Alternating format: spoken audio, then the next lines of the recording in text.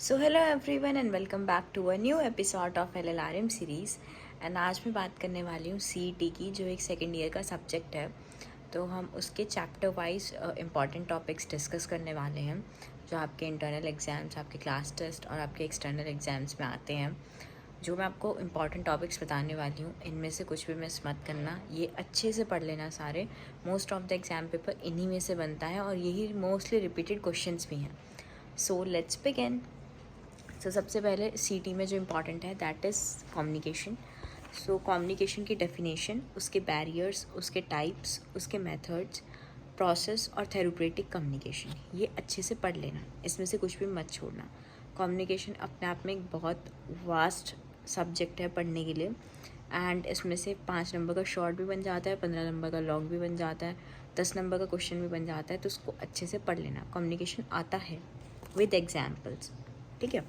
फिर IPR, interpersonal relationship, इसमें आपको पढ़नी है जौहरी विंडो, जो बहुत ही कॉमन क्वेश्चन है, बहुत रिपीटेड क्वेश्चन है। तो जौहरी विंडो मिस मत करना। उसके बाद phases of IPR and barriers of IPR, ये अच्छे से कर लेना। उसके बाद आता है थर्ड, ह्यूमन रिलेशन।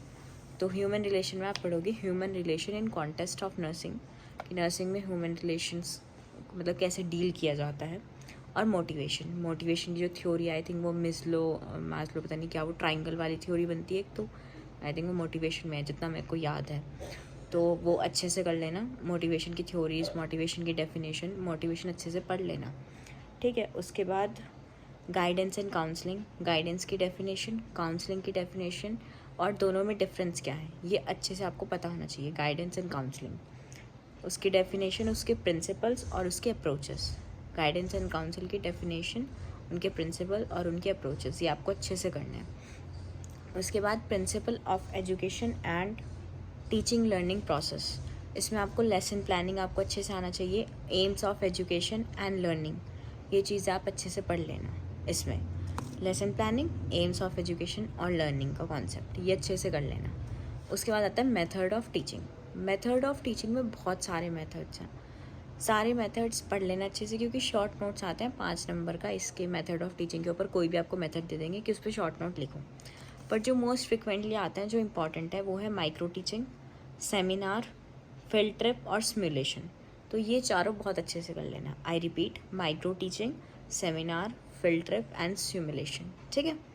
उसके बाद आता है एजुकेशन मीडिया, उसमें आपके AVAs अच्छे से कर लेना। AVAs इम्पॉर्टेंट है, सो AVAs आप लोग अच्छे से कर लेना। AVAs मिस मत करना।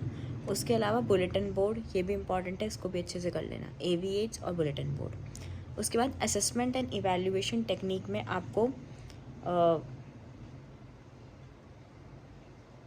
असेसमेंट एंड इवैल्यूएशन टेक्निक, ये अच्छे से पढ़ लेना, ठीक है। जिसमें आपके क्या बोलते हैं, MCQ आते हैं और मतलब टाइप्स ऑफ क्वेश्चन, ठीक है। तो वो अच्छे से आप पढ़ लेना कि किस किस टाइप से असेसमेंट और इवैल्यूएशन किया जाता है, ठीक है। फिर उसके बाद IEC पे ऊपर शॉर्ट नोट आ जाता है, तो IEC अच्छे से पढ़ लेना। हेल्थ एजुकेशन और मास मीडिया, ये अच्छे से पढ़ लेना। सो CET में यही मोस्ट इंपॉर्टेंट टॉपिक्स हैं एंड मेजर पेपर इसी में से बनता है, तो इसमें से कुछ भी मिस मत करना। And thanks for watching and follow for more.